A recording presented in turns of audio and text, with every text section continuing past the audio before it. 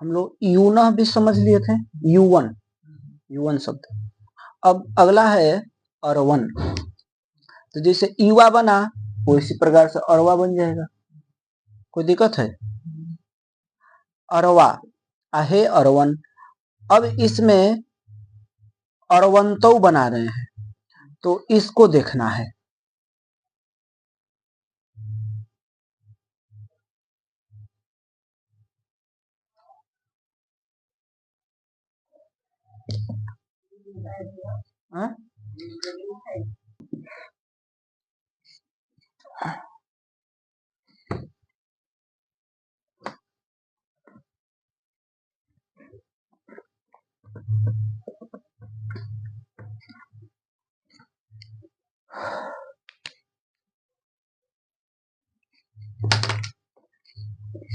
Urban शब्द है, urban धन सु। तो यहाँ पे कुछ नहीं करना, सु का लोप कर दीजिए, नान्त की उपधा को दीर्घ कर दीजिए, फिर न का भी न लोप प्रातिपदिकांत से न का भी लोप कर दीजिए तो अरवा बन जाएगा। अरवा यहाँ पे सूत्र लगे हलन्याभ्यो सर्वनाम स्थाने चा संबुद्धौ और उसके बाद न लोप प्रातिपदिकांतस्य। ठीक है, अब उसके बाद तो ये अरवा बन गया। अब अरवंधन औ, तो यहाँ पे कह रहे हैं ये अरवण श्रावणय करे कि नय रहित, माने नए समास से रहित अरवन शब्द के अंग को त्रिअंतादेश होता है। न तो सु न तो सौ, मतलब सु परे रहते नहीं होगा, नहीं तो यहाँ सु परे रहते हो जाता। अब आगे सभी जगह पे त्रिअंतादेश होगा, और जब त्रिअंतादेश होगा तो जैसे मघवन में त्रिअंतादेश हुआ है, जैसे उसमें रूप बना है उसी प्रकार से अब इधर भी रूप बनेगा। तो अनुनासिक है, हाँ जी, त्रिकरी। तो अब त्रि होगा तो उसी प्रकार से अब फिर उगी दशाम सर्वनाम स्थानो धातु से नुम होगा। ठीक है ना, तो जैसे मघवंतौ बनाए हैं उसी प्रकार से अरवंतौ अरवंतः आदि रूप जो है बनेगा। ठीक है, मैंने अब इतना समझ लिया कि उसी प्रकार मघवन शब्द के में जो त्रिअंतादेश हुआ है उस प्रकार से बनेगा। तो बता दे कि देख मैंने अरवन हो गया अरवा। अब यहाँ पर तो सु पर मैंने सु में केवल त्रिआदेश अंतादेश नहीं होगा, बाकी सभी जगह पे त्रिअंतादेश होगा। तो अरवा त्रि ये अनुनासिक है। री का तो अनुबंध लोप अरवत। उगी दशाम सर्वनाम स्थानो धातु से उक है, उगंत है, तो धातु से भिन्न है, तो इसलिए यहाँ पर नुम कर दीजिए तो नुम। और मिदचोन्त्यात पर से इसके अंतिम अर्थ से पर में यानी वकारोत्तरवर्ती आकार से परे, तो अरवन तो नुम में उकार मकार की अनुबंध लोप हो जाएगा। अब इसमें कुछ मत के मिला दीजिए, अरवंतौ अरवंतौ अरवंतः अरवंतम अरवंतौ। ठीक है, अरवंतौ। अब इसी प्रकार से अरवन सर्वनाम स्थान में ही आपका नुम होगा, अब आगे नहीं होगा। तो आगे जब नहीं होगा तब क्या करेंगे, जैसे नहीं नुम तो होगा नहीं, न के जगह पर त्रि आदेश हो जाएगा। तो अरवत जैसे मघवन में बनाए हैं रूप उसी प्रकार से इसमें रूप चलेगा। तो मघवन में कैसे बनाए हैं, मघवान मघवान मघवंतौ मघवंतः मघवंतम मघवंतौ मघवंतौ मघवंतम मघवंतौ। और उसके बाद बनाए हैं उसमें मघवंतः बनाए कि मघवतः बनाए हैं, मघवतः नुम नहीं होगा तो उसी प्रकार से अरवतः अरवतः अरवता ऐसे बनेगा। जिसे मघवा ठीक है ना, मघवता बनाए हैं। कैसे बनाए रूपचंद्र का देख लीजिए।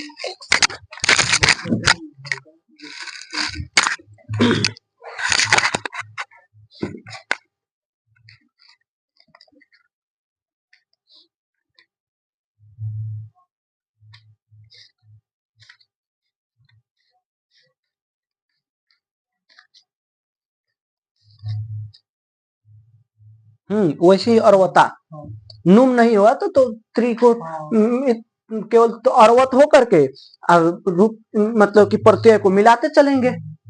ठीक है, नहीं नहीं उसका इसमें कोई, जैसे मघवन बनाए वैसे ही बनेगा। जो मघवन में विकल्प से त्रियंतादेश हुआ है, ठीक है ना, तो जैसे त्रियंतादेश होकर के जैसे बना है वैसे ही इसमें भी बनाना है। ठीक है, तो कोई इसमें दिक्कत नहीं है, समझ गए? आके बताएं अभी फिर।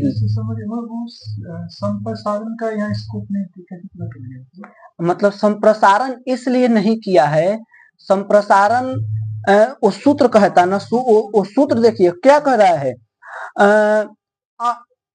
वो 3 शब्द दिया है, ठीक है ना, मतलब कि स्वन, ईवन, मघवन, इन 3 के लिए, ठीक है ना, तो इसलिए इससे वो अलग है, इसलिए यहाँ पे संप्रसारण इत्यादि नहीं करना है। ठीक है, हाँ, इसीलिए बाकी और कुछ और कोई उसमें बात नहीं है।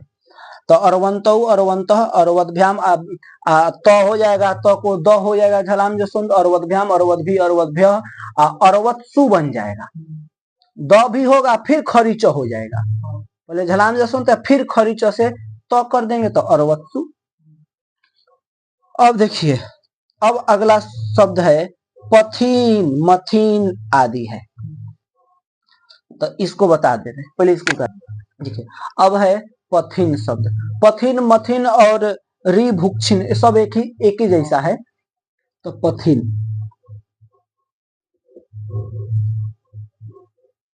पथीन धन सु, सु का लोप कर दीजिए, पथीन। अब देखिए क्या कह रहे हैं, पथी, पथी मथी रिभुक्षामात, कहते हैं ऐसाम आकारो अंतादेश, इसको जो है आकार अंतादेश होगा, सु पर है, केवल सु में, सु पर में है तो अभी सु रखिए, ठीक है, आकार अंतादेश कर दीजिए, पथी आ, पथी आ सु। अब देखिए, अब फिर आ गया एक अगला सूत्र और, इतोत सर्वनाम स्थान करें, पथी आदि के जो इकार है उसको भी आकार करते हैं, पथी में जो थी में जो थकारोत्तरवर्ती इकार है इसको भी आकार करो, तो पथ आ सु। अब यहाँ पर दीर्घ कर दीजिए, कसवर्ण दीर्घ से, पथा सु। अब जो है सु का लोप कर दीजिए, हल दीर्घात, दीर्घ हो गया कि नहीं हो गया, तो दीर्घ से पर में है तो इसलिए पथा,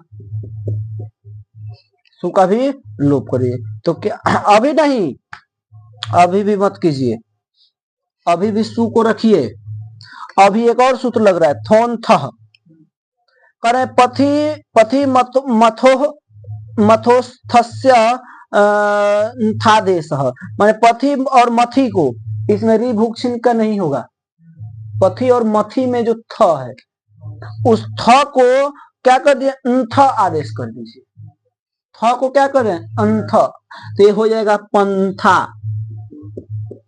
थ को नथ कर दिए तो पंथा सु। अब जो है सु का लोप कर दीजिए, सु का लोप करिए तो हो जाएगा पंथा। अब एक चीज और ध्यान देना है, पंथा तो यहां पर हो गया, अब आगे जब हम बनाते हैं औ में, तो औ में आ नहीं होगा, औ में आ नहीं होगा, तो पंथान, पंथानो बन जाएगा। अब देखिए, हाँ, एक चीज और देखिए, जो ना था यहाँ पर भी आ ही होगा प्रभु जी, यहाँ जो और नहीं होगा आ होगा, अर्थ में भी आ लिख लीजिएगा, क्यों? आगे पंथानव बना रहे हैं, और नहीं तो नांत की उपधा को दीर्घ होगा, नांत की उपधा को क्या होगा? दीर्घ होगा, नांत की उपधा को दीर्घ होगा, बिल्कुल दीर्घ होगा, तब जो है पंथानव बन जाएगा, सर्वनामा स्थान पर में रहेगा। तब पथ, अब इतना समझ गए। अब एक बार और, यहाँ पर क्या किए? कुछ किए ही नहीं है। चलिए यहाँ पर इसको ऐसे कर लीजिए, उपदेश जनुना करे, कहा उपदेश जनुना, इसको रखिए, छोड़िए, 2 बार लिखा गया। इसको देखिए, यहाँ पर पहले सूत्र लगा पथी मथी, ये लगा। अब फिर यहाँ पर सूत्र लग गया इतोत सर्वनाम स्थान, ठीक है ना। अब यहाँ पर फिर लग गया अकह सवर्णे दीर्घ, अब यहाँ पर लग गया थोन्थ, ठीक है, यहाँ पर हलन्याभ्यो दीर्घासुति से पंथा। अब देखिए पथ तक तो बनेगा, पथ नहीं पथा, पथा में पथा बनेगा ना, नहीं पथा। अब देखिए, आइए फिर समझिए, पथिन वो सुपरे में पथिन औ। अब तो यहाँ आ नहीं होगा, आ तो नहीं होगा, लेकिन इतोत सर्वनाम स्थाने के द्वारा जो इकार है उसको अकार हो जाएगा, जो इकार है उसको अकार हो जाएगा, तो पथ हो जाएगा, पथन औ, पथन औ। और फिर थोन्त सूत्र के द्वारा थ को थ हो जाएगा, सर्वनाम स्थान पर रहते, तो पंथन, पंथन औ। अब यहाँ पे सर्वनाम स्थान है, 4 संबुद्धों से नांत की उपधा को दीर्घ कर दी, सर्वनाम स्थान परे है, तो हो जाएगा पंथन, पंथान औ। अब मिला दीजिए पंथानव, पंथानव पंथानह, पंथानम पंथानव, सर्वनाम स्थान तो कैसे बनेगा? पंथा पंथानव पंथानह पंथानम पंथानव, सस में अलग देखेंगे हम लोग। यहाँ पर इतोत सर्वनाम स्थान है, यहाँ पर थोन्थ, यहाँ पर सर्वनाम स्थान है 4 संबुद्ध,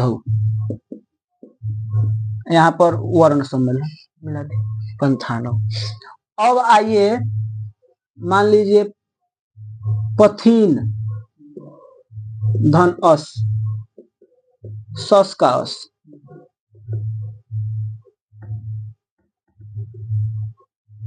ठीक है। अब यहाँ पर देखिए, सर्वनाम स्थान तो पर में है नहीं कि इकार को भी अकार होगा, चाहे थ को थ होगा, सर्वनाम स्थान पर में नहीं है, तो यहाँ पर भस्य टेर लोपह सूत्र है। ये कह रहा है कि भैया भसंज्ञक टी का माने पथिन आदि के टी का क्या होगा? लोप होगा।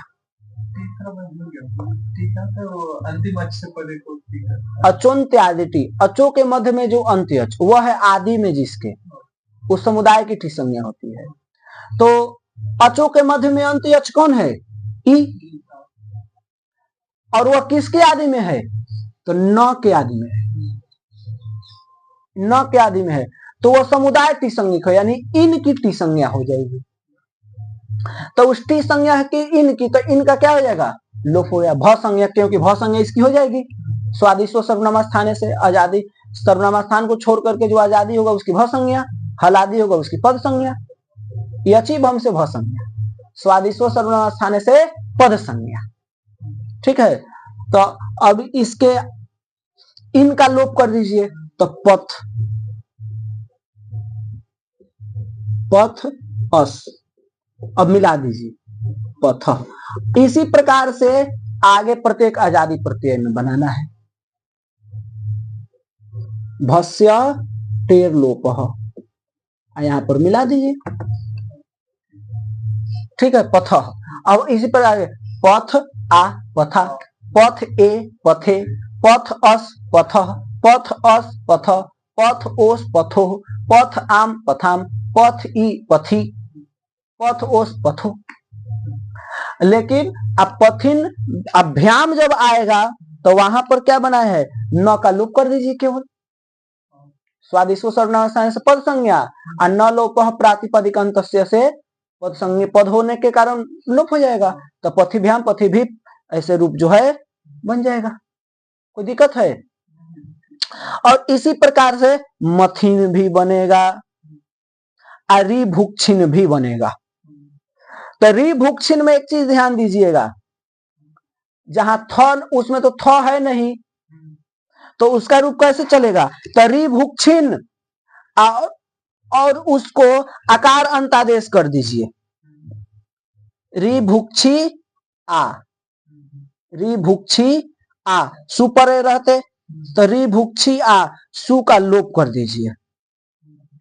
अब फिर जो है इकार को अकार कर दीजिए, क्योंकि पथ्यादे, पथ आदि पद से दोनों आ जाएगा, मथिन भी आ जाएगा और रिभुक्षिन भी आ जाएगा, तो उसमें इकार है, रिभुक्षी ई है तो उस इकार को अकार कर दीजिए, तो रिभुक्ष आ, रिभुक्षा लोप कर दीजिए, रिभुक्षा।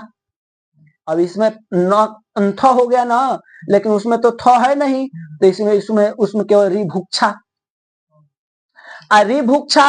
और आगे आइए, रिभुक्षिन औ, जैसे यहाँ पे पथिन औ, तो रिभुक्षिन औ, तो यहाँ पर क्या कर लीजिए कि ई को अ कर लीजिए, क्योंकि इतो सर्वनाम स्थान में पथ्यादे है, तो रिभुक्षण, रिभुक्षण औ, उपदा को दीर्घ कर दीजिए, रिभुक्षानौ, रिभुक्षानः, रिभुक्षानम, रिभुक्षानो। अब आगे देखिए, रिभुक्षिन अस, केवल इसमें जो अंथ आदेश के है ना, वो केवल नहीं करना है, बाकी पूरा काम ऐसे ही करना है। अब इसमें भी रिभुक्षिन, तो इनका लोप हो जाएगा, भसंज्ञक अन का लोप हो जाएगा। पथ्यादे है, पथ्यादे से तीनों का हो जाएगा बोध, ठीक है। तो केवल थोनता सूत्र जो है वो नहीं लगेगा इसमें, बाकी सब लगेगा। आज इसे पथ बना तो रिभुक्ष, रिभुक्षा, रिभुक्षे, रिभुक्ष, रिभुक्ष, रिभुक्षी, रिभुक्षो, रिभुक्षाम, रिभुक्षी, ऐसे रूप बन जाए। कोई दिक्कत है? और लेकिन एक चीज दिक्कत है, अब रिभुक्षिन रिभुक्षी भ्याम, रिभुक्षी भी न का लोप हो जाए, जैसे पथि भ्याम पथिभ्य, ठीक है। सुप में एक दिक्कत होगा, नहीं सु में भी दिक्कत नहीं होगा, ठीक है। मूर्धन्य सकार केवल हो जाएगा, रिभुक्षी सु, रिभुक्षी सु, ठीक है, और कुछ नहीं करना है, तो इसमें कोई दिक्कत नहीं है। इसको लिख लीजिए, फिर बता रहे हैं। अब पंचन शब्द है, देखिए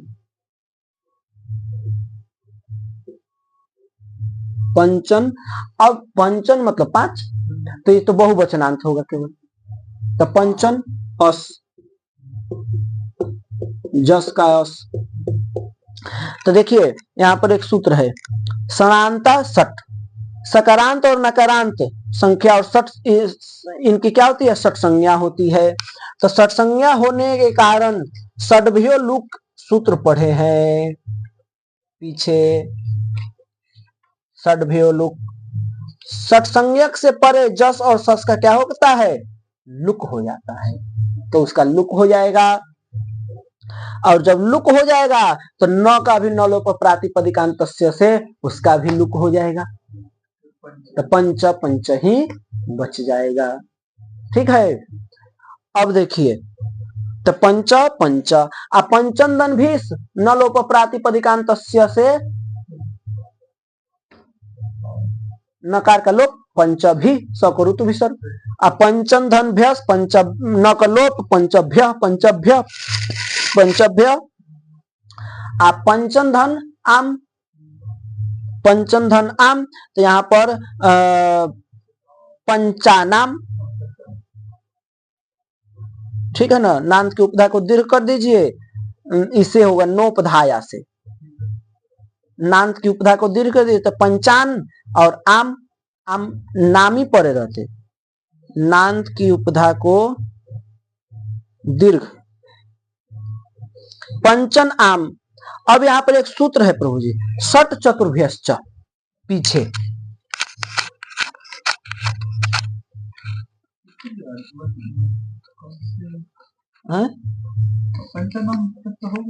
पंचानाम नहीं हुआ अभी, नहीं नहीं उससे केवल नहीं करना है, एक सूत्र है सट, यहाँ पर देखिए एभ्यो नुडागम, आम को नुट का आगम करेंगे तो नाम हो जाएगा, और फिर न का जो है लोप होगा, तो फिर न का लोप कैसे होगा, पंचन नाम, पंचन नाम जैसे चतुर नाम बना है, षट चतुर्भ्यश्च इति नुट इति अनोपधाया से दीर्घ,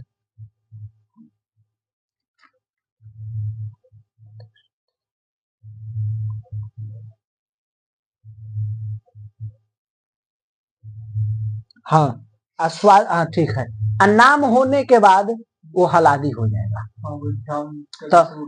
तो जैसे भ्याम में न का लोप हो गया, स्वादिष्ट सर्वनाम पद संज्ञा हो जाएगा, क्योंकि आगे हलादी हो गया, तो अब जो है न लोप प्रातिपदिकांत से न का लोप कर दीजिए, और उसके बाद पहले दीर्घ कर दीजिए, पहले दीर्घ कर दीजिए, नाम के पंचा न का लोप कर दीजिए, आप पंचा नाम इसको बना दे रहे हैं, ठीक है। पंचन धन आम, षट चतुर्भ्यश्च, इस सूत्र के द्वारा पहले नुट का आगम कर दीजिए, आम को जो है नुट का आगम, तो पंचन धन नाम षट चतुर्भ्यश्च, जब ये हो गया तो नोपधाया सूत्र है, नांत की उपधा को दीर्घ कर दिए, नाम परे रहते, तो पंचान